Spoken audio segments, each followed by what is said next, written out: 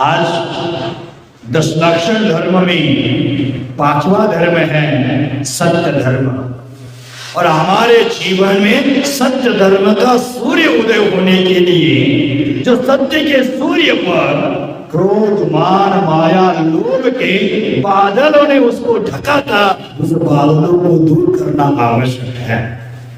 विगत 4 दिनों में क्रोध मान माया लोभ के बादल को हटाने का हमने काम किया है, और आज हमारे जीवन में सत्य का साक्षात्कार होना है। आत्मा की सफाई होने के उपरांत ही आत्मा सत्य के दिव्य आसन पर विराजमान हो जाता है। धर्म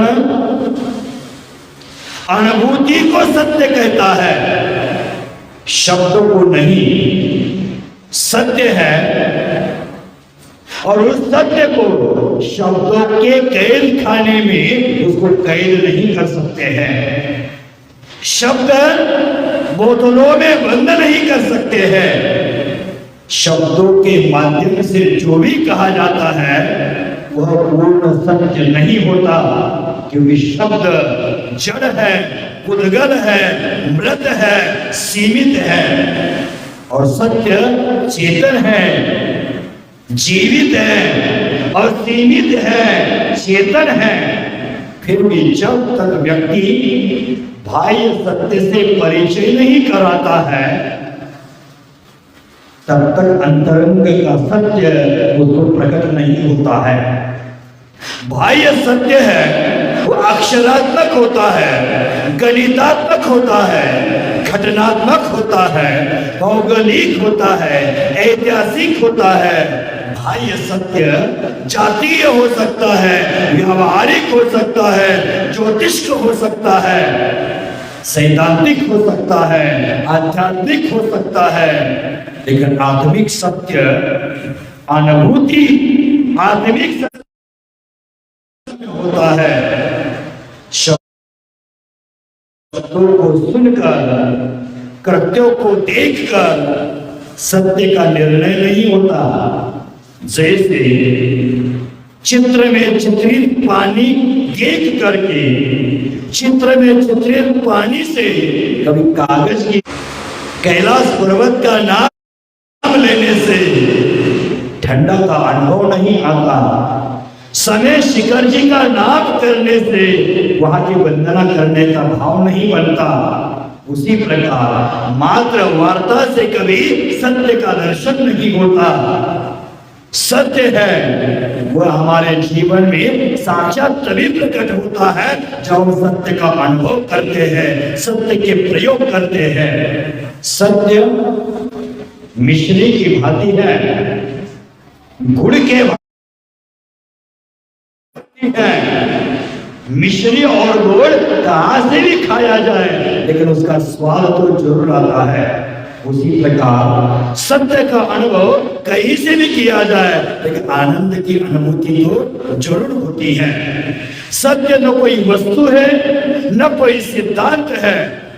सिद्धांत को पकड़ने वाला सत्य को नहीं पकड़ता, सिद्धांत के अनुसार चलने वाला सत्य को प्राप्त होता है। रोज आकर भगवान के चरणों में मस्तक घिसने वाला कभी सत्य को प्राप्त नहीं होता। भगवान ने जो कहा है वो आचरण में लाने वाला सत्य को प्राप्त होता है। हम धर्मात्मा बन बैठे हैं, यहाँ आकर पूजाएं करते हैं, यहाँ आकर आरती कर लेते हैं, लेकिन उसका आचरण नहीं करते हैं, तो हमारे जीवन में कभी सत्य का सूर्य उदित नहीं होने वाला है, धर्म मार्तंड का कभी उदय नहीं होने वाला है। हम यहाँ मात्र पूजा अर्चा करने के लिए न पहुंचे, हमारे जीवन में आचरण करने के लिए भी पहुंचे। भव्य बंधु, सत्य चर्चा का विषय नहीं, सत्य चर्चा का विषय नहीं, चारित्र का विषय है, चर्या का विषय है। आपने देखा होगा कोई रोगी व्यक्ति है, औषधि की जानकारी लेकर औषधि की मात्र चर्चा करके उसको कभी स्वास्थ्य लाभ नहीं होता, उसी प्रकार मात्र धर्म की चर्चा करके, सत्य ज्ञान की चर्चा करके कभी अपने जीवन में सत्य धर्म प्रकट नहीं होता। सत्य ज्ञान से नहीं, सत्य आचरण से उत्पन्न होता है। सत्य को पाने के लिए स्वयं को मिटना पड़ता है। बीज जब मिटता है तभी जब वृक्ष बनता है, और व्यक्ति अपने अहम को मिटाता है तभी जाकर स्वयं को उपलब्ध होता है। व्यक्ति हमारे अंतरंग में पल रहे अहम को मिटाता है तभी जाकर अरहम को प्राप्त होता है, अरहत पद को प्राप्त होता है। सत्य स्वयं के भीतर है, उसे पाने के लिए हमें ध्यान की गहराई में उतरना पड़ेगा, और ध्यान की गहराई में उतरने के लिए हमें परिग्रह, परिचय, इन दोनों से मुक्त होना परम आवश्यक है। बंधुओं, हमारे जीवन में परिग्रह परिणय से दूर हो जाए, परिचय से दूर हो जाए, तभी जाकर परमात्मा का स्थान अपने जीवन में उत्पन्न हो जाता है। इस जगत में 3 प्रकार के लोग रहते हैं। एक वह लोग होते हैं सत्य धर्म से उनको कुछ ना लेन होती है ना देन होती है, वे भोगी हैं। उन्हें भोग से, संसार से ही मात्र मतलब है, विषय कषायों से ही मतलब है, बाकी धर्म, सत्य धर्म से ना लेन है ना देन है।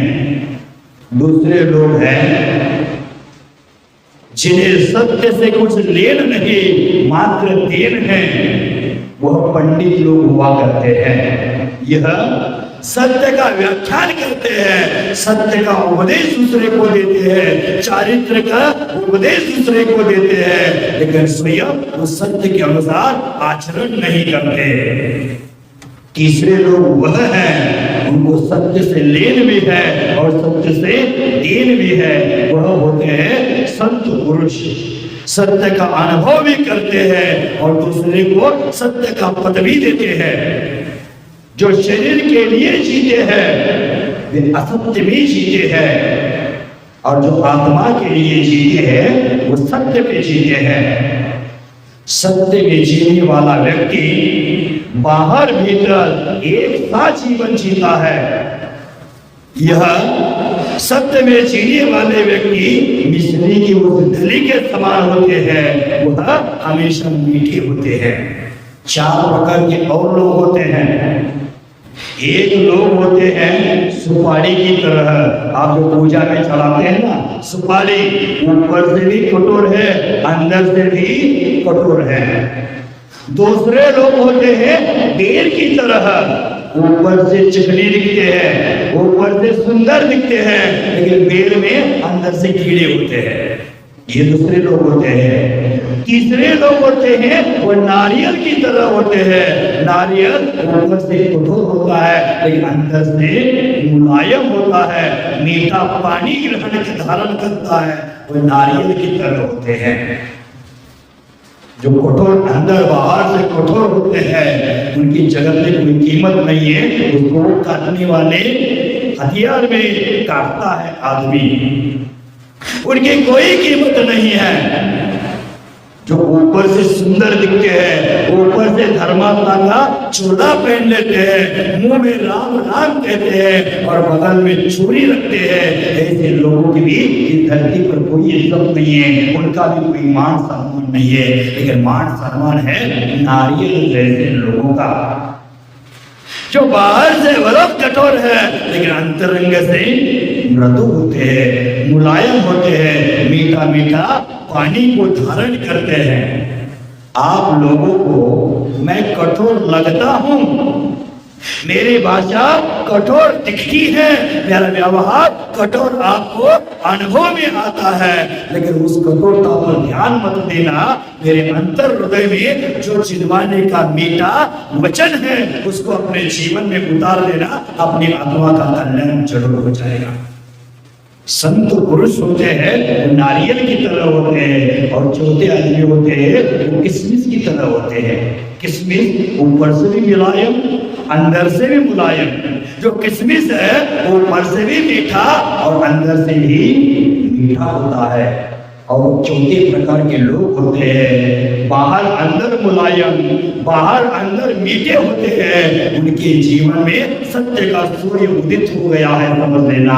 उनके जीवन में बहिरंग में भी धर्म है, अंतरंग में भी धर्म है। वो किशमिश की तरह लोग होते हैं, और वो लोग इस जगत में बहुत विरले होते हैं। मेरे गुरु जी का नाम उसमें लेना मैं चाहूंगा, क्योंकि वह जितना बाहर से मीठे थे उससे कई गुना अंतरंग से उनकी मिठास थी। उस मिठास का मैंने जो अनुभव किया है वो शब्दों में नहीं कहा जा सकता। इतने मीठे उनके, उनकी बोली मीठी थी, उनका व्यवहार मीठा था, उनका आचरण मीठा था। उनके आचरण को देख करके बहुत सारे लोग अपने आप व्रत नियम के पथ पर चलते थे। बहुत सारे लोग अपने जीवन में आचरण का आचार करके इस मोक्ष मार्ग के पथ पर चलते थे। ऐसे महान साधक थे गुरु मेरे सन्मति सागर महाराज। वह किशमिश की तरह थे। आप इन चार में से कहा है? बेर की तरह, सुपारी की तरह, नारियल की तरह कि किशमिश की तरह? अजय किसकी तरह? किसकी तरह? मैं मेरी तरह। वो कहता है मैं मेरी तरह हूं, मेरे जैसा कोई जगत में एंटिक किसी नहीं है, यूनिक पीस है मैं। तो आप बेर की तरह है, सुपारी की तरह है, नारियल की तरह है, तो किशमिश की तरह है। रोशनी कैसे है? आप अपनी अपनी समीक्षा कर लेना, अपना अपना परीक्षण कर लेना, हम किस प्रकार के हैं। ज्यादातर ज्यादा मुझे बेर की तरह लगते हैं। ऊपर से चमक है, ऊपर से सुंदरता है, लेकिन अंतरंग के परिणामों की सुंदरता खोखली है। अंतरंग से परिणाम इतने गंदे हो गए हैं, वह दुर्गंध इतनी दुर्गंध है कि उस दुर्गंध का वर्णन नरक में जो मिट्टी है उसके साथ भी नहीं कर सकते। इतने हमारे परिणाम कलुषित हो गए हैं। तो हमारे जीवन में अंदर बाहर मिठास लाने का प्रयास करो। जो सत्य को स्वीकार लेता है, जो सत्य धर्म को अपनाता है, वो अंदर बाहर में मीठा बन जाता है, वो किशमिश की तरह। आप बंधु हो, अपने जीवन में सत्य जीने वाला व्यक्ति है, उसके अंतरंग बहिरंग में सत्य का सूर्य उदित होता है और उसका जीवन मिश्री जैसा मीठा हो जाता है। अपने जीवन में ऋण को थोड़ा मत समझ लेना, घाव को छोटा मत समझ लेना, अपने जीवन में अग्नि को तुच्छ मत समझ लेना, और जीवन में झूठ को छोटा समझकर मत छोड़ देना, क्योंकि यह सभी आपके जीवन में नुकसानदायी है। ऋण है, कर्जा है, आपका नुकसान कराता है। शरीर में घाव छोटा समझकर छोड़ दिए तो वही बड़ा बन जाता है। अग्नि को छोटा समझकर छोड़ दिया जाए तो घर के साथ साथ हमें भी जला देती है, और एक झूठ अल्प समझकर छोड़ दिया जाए तो उसका कोई उपचार नहीं है। वो छोटा सा झूठ एक दिन बड़ा रूप धारण कर लेता है, और छोटे से झूठ को छुपाने के लिए पूरा लाखों झूठ आपके जीवन में आ जाते हैं। इसलिए झूठ को कभी छुपाने का भावना नहीं करना। जहाँ छुपाने के भाव आते हैं वहाँ वासना होती है, वहाँ कामना होती है, और जहाँ कुछ छुपाने की भावना नहीं है वहाँ प्रार्थना होती है, वहाँ साधना होती है, वहाँ उपासना होती है, वहाँ सत्य होता है।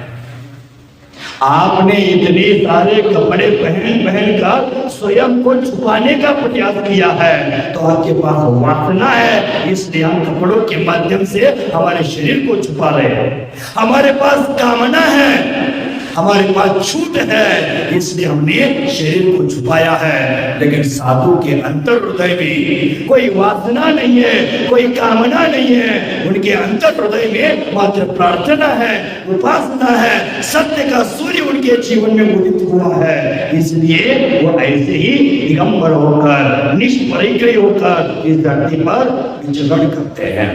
देख लेना, किसी ने एक साधु को कहा कि आपके भगवान कुछ उड़ते नहीं है, ना भगवान के पास कोई शस्त्र है ना कोई अस्त्र है, आपके भगवान भगवान कैसे? तो कहा, जो ओढ़ा करे वस्त्र, कौन वस्त्र ओढ़ता है? जो कुरूप है, जो कुरूप है वो ओढ़ा करे वस्त्र, जो डरे डराया करे वो रखे अस्त्र शस्त्र। हम तो निडर है, निर्भीक है, सर्वांग सुंदर है, इसलिए दिगंबर है। उनके पास वासनाओं की दुर्गंध है, वासनाओं की असुंदरता है, वही कपड़ा पहन लेता है और वासनाओं से रहित होता है, कामनाओं से रहित जिनकी भावना होती है, अंतरंग बहिरंग में जो सुंदर होता है वही दिगंबर रूप को धारण कर लेता है। तो वह बंधु अपने जीवन में सत्य को पकड़ने की कोशिश नहीं करना चाहिए, सत्य को पाने की कोशिश करना चाहिए। सत्य को पाने के लिए साधना की गहराई में उतरना पड़ेगा, और साधना की गहराई में जब उतरते हैं तो हम सत्य को प्राप्त हो जाते हैं। सत्य को पाने, सत्य के विरोधी जो तत्व है वो क्रोध, मान, माया, लोभ, हर्ष, प्रतिकूल पीड़ादायी वचनों का त्याग करना परम आवश्यक है। अंधेरे में उजाला करने के लिए बड़े बड़े पोथी पुराण पढ़ने की आवश्यकता नहीं है। अंधेरे में उजाला करने के लिए मात्र दीपक को जलाने की आवश्यकता है। उसी प्रकार हमारे जीवन में सत्य का सूर्य उदय करने के लिए बाकी ज्यादा धर्म ग्रंथों का नॉलेज करने की आवश्यकता नहीं है। हमारे जीवन में आचरण के दिए जलाने की आवश्यकता है। दिव्य प्रकाश अपने आप स्वयं प्रकट हो जाएगा। सत्य की महिमा अनंत है, सत्य की महिमा का गुणगान नहीं किया जा सकता। सत्य आत्मोन्नति की परम खुराक है, सत्य मानव जीवन का श्रृंगार है। सुन लेना, राखी बहन राखी में गई थी, अब काकी बनकर आई है। सुन लेना, सत्य आत्मोन्नति की परम खुराक है, सत्य जीवन का श्रृंगार है, सत्य गुरु की तरह है जो जीवन को अच्छे मार्ग की ओर ले जाता है। सत्य एक माली की तरह है जो हमारे जीवन रूपी बगिया को सजाने का कार्य करता है, संवारने का काम करता है, तथा हमारे जीवन में दिव्य आनंद रूपी पुष्प खिलाने का कार्य करता है। सत्य औषधि के समान है, जो औषधि पीता है, सत्य की औषधि जो पीता है उसके जन्म मरण रूपी रोग समाप्त हो जाया करते हैं। सत्य समझने, सत्य में उतरे, सत्य को जाने, सत्य को पहचाने, ताकि हमारे जीवन में भी परम सत्ता का प्रवेश हो, हमारे जीवन में भी सत्य की अनुभूति हो। इसलिए हमारे जीवन में सत्य को अपनाना आवश्यक है। लेकिन सत्य बोलो, सत्य का आधार लो। लेकिन जैनाचार्य कहते हैं सत्यम ब्रूयात् प्रियम ब्रूयात् न ब्रूयात् सत्यम अप्रियम नृत्यं च प्रियम ब्रूयात् एष धर्म सनातनः। सत्य बोलो, सत्य के साथ साथ प्रिय बोलो। अप्रिय सत्य है और प्रिय झूठ है, वो हमारे जीवन में कभी लाभदायी नहीं होता है। एक उदाहरण छोटा सा देकर रुक जाता हो। एक राजा था, एक आंख से अंधा था, एकाक्षी राजा था और राजा ने क्या किया, अपने राज्य में जितने चित्रकार हैं उनको बुलाया और कहा मेरा सुंदर सा चित्र बना देना। 3 चित्रकारों का चयन किया। 3 चित्रकारों ने एक सुंदर सा चित्र अपने अपने ढंग से बनाया और राजा को गिफ्ट देने की चाह रखी। राजा ने कहा था जिसका चित्र मुझे पसंद आएगा उसको मैं उपहार स्वरूप कुछ वस्तुएं दूंगा, स्वर्ण मुद्राएं दूंगा। तीनों चित्रकारों ने चित्र बनाया। एक चित्रकार ने राजा का चित्र हूबहू बनाया। जैसे एक आंख का अंधा था, एक आंख छोटी थी, एक आंख बड़ी थी, हूबहू चित्र बनाया। नया कोई व्यक्ति आए तो उसको लगेगा यहाँ वो राजा ही बैठा है। लेकिन राजा कहता है चित्र सत्य है लेकिन प्रिय नहीं है। चित्र सत्य है लेकिन प्रिय नहीं है। दूसरे चित्रकार ने चित्र बनाया। राजा का जो एक आंख का अंधा था वो अंधी आंख हटा करके दोनों आंख उसकी सुंदर बना दी। उन्होंने भी वो चित्र बनाया, मात्र आंख में बदलाव कर दिया, दोनों आंख सामान्य से बना दी। तो राजा ने इन चित्र को देखा और कहा चित्र सुंदर है लेकिन सत्य नहीं है। पहला चित्र सत्य था लेकिन सुंदर नहीं था, दूसरा चित्र सुंदर था लेकिन सत्य नहीं था। दोनों को उपहार नहीं दिया, स्वर्ण मुद्राएं नहीं दी और तीसरे चित्रकार के पास गए तो उस चित्रकार ने राजा का चित्र बहुत सुंदर बनाया था और सत्य भी बनाया था। सुंदर इसलिए था कि वो बनाया था और सत्य इसलिए था कि राजा का चित्र उन्होंने धनुष बाण चलाते हुए बनाया था। और धनुष बाण की एक नोक सामने है तो दूसरी नोक आंख पर लगाई थी। आंख एक आंख पर जब निशाना साधते तो दूसरी आंख छोटी करनी पड़ती है। राजा की एक छोटी आंख बनाई और एक आंख से निशाना साध लिया। राजा ने कहा चित्र सुंदर भी है और सत्य भी है तो पुरस्कार का पात्र है। हमारे जीवन में भी सत्य बोलो, प्रिय बोलो। जो झूठ है, अप्रिय है, वो कभी सत्य की श्रेणी में नहीं आता है। हमारे जीवन में सत्य का आधार लेना है। जिस धर्म में अहिंसा धर्म कहा है उस धर्मावलंबी ही हिंसा का आधार ले रहे हैं। जिस धर्म में अपरिग्रह कहा है उस धर्म वाले ही परिग्रह बढ़ा रहे हैं। जिस धर्म में सत्य की पूजा की है वही धर्मावलंबी ही असत्य का आधार ले रहे हैं और अपने जीवन को बर्बाद कर रहे हैं। तो जाते जाते यही कहूंगा, कौरवों की खुशी और रावणों की विद्या, कौरवों की खुशी और रावणों की विद्या अस्थाई है, असत्य है, असार है। साई सत्य